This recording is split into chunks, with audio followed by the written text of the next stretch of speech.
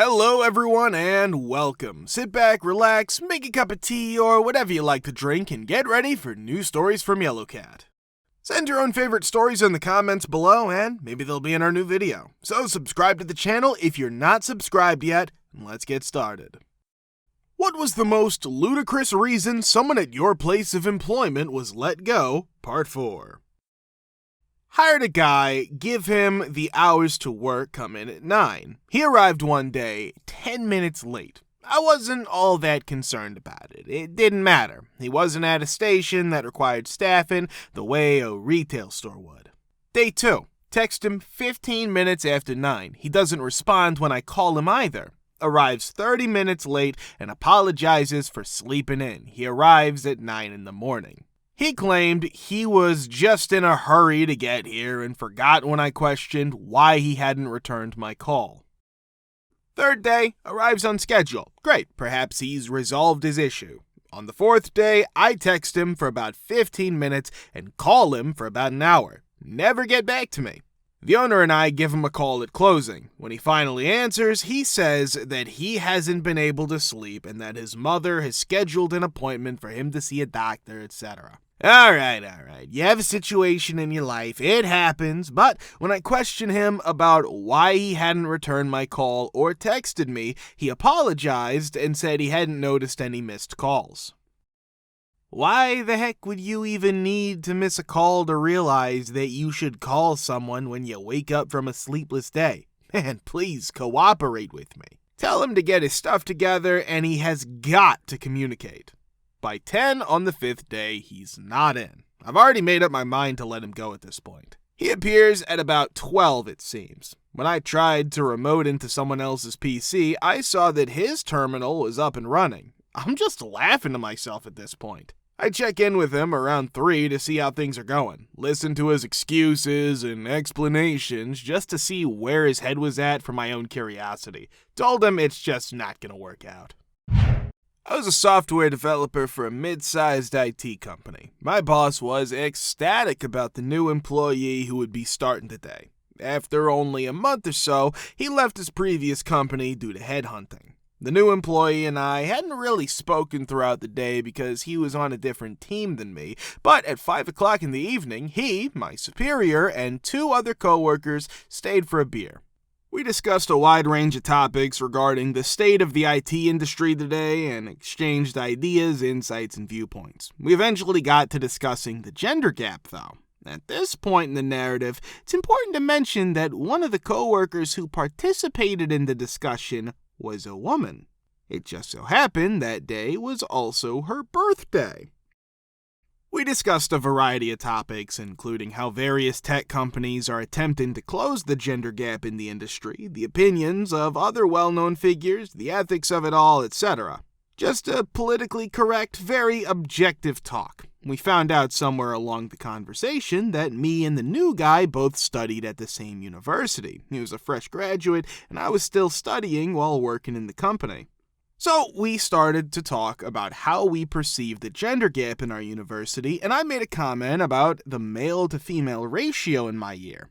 We then made a comparison to his year. Then the new coworker said something that nobody really heard or understood all the way through. At the conclusion of the joke, he laughed and dismissed it with a never mind. What he said was something along the lines of, yeah, at our university, we have about 10 pounds of flesh per woman. Not sure exactly. Nobody really fully heard this joke 100% correctly. He most likely didn't give the joke much thought and wasn't trying to be misogynistic. My female coworker refrained from commenting right away. It so happened that my female coworker and I walked to the train station to catch a different train after we concluded our talk and headed home. I don't know what we discussed on the way, but I think I just asked her if she was planning any birthday celebrations or wished her a happy birthday evening. I didn't notice anything strange, and she didn't mention anything about the conversation. The following morning, I received a message from HR, but I had no idea what it was about. Just a gathering to talk about something. I told HR that I wasn't working that day and that we could meet the following day, which was XYZ, without giving it any thought.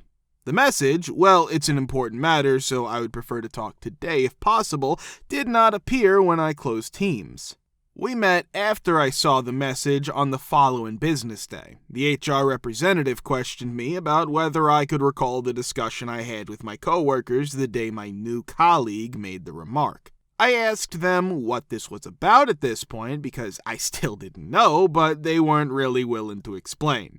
I just kind of told them what I remembered from the conversation, and at the end, the HR person told me somebody got offended during the conversation and asked me about that part where we talked about the gender gap and a comment made by a coworker, and then the gears started turning in my head. He was fired after my female coworker reported him to HR. The company essentially brushed everything under the rug, so the only people who really knew about it were the 5 of us who had the conversation and HR. Later on, my supervisor informed me that he made numerous attempts to speak with HR because he didn't think it was fair that the new employee was going to lose his job, but all of his efforts were in vain. Additionally, according to my supervisor, the new employee was so devastated by his firing that he broke down in tears. Imagine losing your job after just one day because someone concluded that someone was a committed misogynist based on only a single illogical remark. Software development was my field of expertise. I was hired by an advertising agency to work on a small, fast-promoting website for a 2-week project. I worked in back-end programming. They employed a front-end developer to handle AJAX calls and other tasks. Yes, this did happen a while back. On Mondays, I start and am given a situation. They invited the other guy on Tuesday. We had our stand-up early that morning to discuss our goals and what we needed. OOP, Object-Oriented Programming, is one of the most important terms in software development. The term, pronounced oop like in oops, was used maybe once or twice, no more than that. We had finished the stand-up by 9:35 a.m., and as we were making our way back to our desks, the guy leaned over and asked, "What is oop?" I gave him a horrified look. This guy doesn't know what constitutes a standard term or what it means, and we have 2 weeks to finish this? Sincerely, I was afraid. I excused myself and told one of the managers what the guy had asked while he was still at his desk. He was staring at me, presumably because he had interviewed the man and was unaware that he had been tricked during the interview. He promised to take care of it and nodded. We shared a room and a number of tables, so I took a very brief break, and when I returned to my computer, that guy wasn't there. When the other project manager arrived, she informed him that the man had been let go. Although he acknowledged that I am not very knowledgeable about the front-end calls required for the back-end, which is why they hired this guy, he expressed confidence in my ability to complete the task. Completed the work in a week and a half, at which point I was offered a full-time job. It seemed like he was only there for 20 minutes at most. At the time, I felt awful that I had caused his termination, but a close friend who worked in IT pointed out that it was actually he who had done this, not me. He pretended to be someone else while lying to get a position. I was over it when I was offered the full-time position. Share your horrible experiences / story from living in an HOA, condominium, or with jerk neighbors, part 4. Not me personally, but my parents. We lived in an eastern Pennsylvania suburb 6 or 7 years ago. There were a lot of big houses and lots of land in this pretty well-off neighborhood. We had moved in about a year before. My parents liked to do things on their own. They paint and fix up the house themselves, unless it needs electricians, tall ladders, or a professional. They're also allowed to grow their own vegetables. Before this house, we lived on a farm in the same area that was 6 acres big. Mom could grow fruits and vegetables in the big garden. Mom wanted to grow food again in this house. She had Dad build raised beds and fill them with good soil because the soil wasn't good for plants. Our land was open on 3 sides, so my parents planted small pine trees to make a fence instead of a real fence, which they weren't allowed to build in this neighborhood. Someone said they didn't like how they could see the raised beds through the trees. Through the trees. They told the HOA about what my parents did in their own backyard because it was so important to them. The HOA told my parents to get rid of the garden because people in this neighborhood didn't need to grow their own food. In the end, my parents talked them out of it because they said it was better for them and made the neighborhood look like a nice, healthy place for kids to grow up. Still, getting rid of plants that were grown naturally because someone could see the wooden raised beds through the trees, that makes me think, what the F? When we were moving, we looked at a few homes in the neighborhood that were run by homeowners associations. One told us we couldn't have any dogs bigger than 15 pounds and that we could only have 2 cats inside and not let them go outside. Not a condo, mind you, a house with a yard in a nice area. Even if I have more than 2 cats inside, they can't go outside. What does that matter? And one of our dogs was a 125-pound wolf mix, so we said no thanks.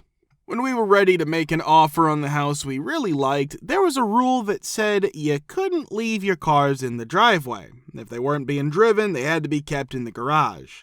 When we told them that my full-size extended cab pickup would never fit in a garage, they were nice enough to tell me that I could park my truck in an HOA-owned lot about a mile from my house for an extra $200 a month on top of my HOA fees. What if I use it every day? Then the HOA committee said I should either have my husband drive me to my truck every time I needed it, or buy a golf cart to use to get to and from the parking lot. After that, we gave up on our dream home and moved to the country where no one cares where you park. The CA wanted to make it so that kids could not use the pool or play in the field next to the pool area one summer. This is on top of the rule that bikes, skateboards, and other similar things couldn't be used anywhere on the property. Basically, they expected kids to stay inside all summer, so that a group of old women could have the pool to themselves and not have to deal with noisy kids. It was shot down in the end, but they weren't happy. They did it again and failed. Oh wait! They made things even worse by telling parents of kids between a certain age that their kids could not be on the property at all during the summer unless they signed their kids up for summer camp. This was also shot down. They didn't give up though. They tried once more. There were rules this time that kids could only use the field on weekends and not at all during the week. They also couldn't go into the pool except on Sundays. Of course, this was shot down. Do you know what they did? The pool was shut down. The gates were locked and no one could get into the pool for the rest of the summer, but the kids still got the field. But the parents are really peed off about the whole pool situation, and we don't pay money to have the pool closed during the summer. So at the next meeting, we kicked the old ladies off the board. We removed the lock and opened access to all residents to visit the pool. Oh, these old ladies were furious, but they had no more power. The Boulder Peloton condo I bought was supposed to be a great place, and the idea behind it was great. They still don't have their S together after 4 years. The HOA fees are crazy high, and it's forbidden for 2 friends to use the common areas at the same time. The recreation center that we pay so much for only lets 1 friend come with each HOA member. Still, I pay for this place, and I can't use it? I get that they had trouble with college students bringing about 10 people. There are times when no one is in the building at all. The woman in charge of the HOA leaves mean notes under our door and then runs down the hall so she doesn't have to see us when she gives us our 4th warning for having the wrong colored drapes. We've also been told about the noise, but only by her. When we asked who had made the complaint, she said she had been walking by our unit and heard loud talking. We also got a ticket for having too many plants on our porch and a warning for having guests stay for 4 days even though our lease doesn't allow short-term guests. We need key fobs to get in and out of everything, and they have a grumpy security guy that wanders the whole complex, always looking for anyone stepping out of line. He makes me feel nervous and watched, even though I live here and see him all the time. They're now going to rent out some of the units they were going to sell. I'm sure that'll bring in more of those college kids they're supposed to hate so much. I don't know what it'll do to the HOA either. Even though I work 60 hours a week to pay for this, the place is beginning to feel more like a prison or dorm than the condo community it was meant to be. Blank this place! Update. Following some advice and talking to my attorney friend, I've decided to start fighting this HOA. Update 2. Anyway, here's what came out of it. I talked to my neighbors and gathered like-minded people who are not happy with the whole situation and their crazy rules. We all crowd showed up at the meeting, which were held in secret. I accidentally heard the phone conversation of a woman that manages the HOA when she informed someone about the meeting. It turns out that the meeting was held monthly, but no one has ever brought this information to the tenants because there you can vote for whether to accept these rules or not. And it was not profitable for her. In general, if briefly under the threat of inflicting on themselves a trial, head of the HOA voluntarily left her post. In her place, elected my very cool neighbor. Now this place is very cool to live in, and all those stupid rules have been revised to reflect the majority's preference. If you want to watch the part 3, click the link here. Thank you for subscribing, the likes, and comments. We're very happy to see you all in the comments too. Thanks for your support.